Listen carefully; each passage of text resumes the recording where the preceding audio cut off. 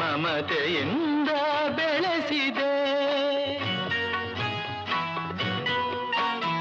ತಂದೆಯಾಗಿ ತಾಯಿಯಾಗಿ ಮಮತೆಯಿಂದ ಬೆಳೆಸಿದೆ.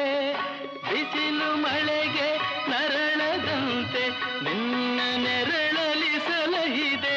ಆ ಪ್ರೀತಿಯ ಮನ ಮರೆವುದೇ. ನಿನ್ನ ಕಂಗಳ ಬಿಸಿಯ ಹನಿಗಳು 100 ಕಥೆಯ ಹೇಳಿದೆ.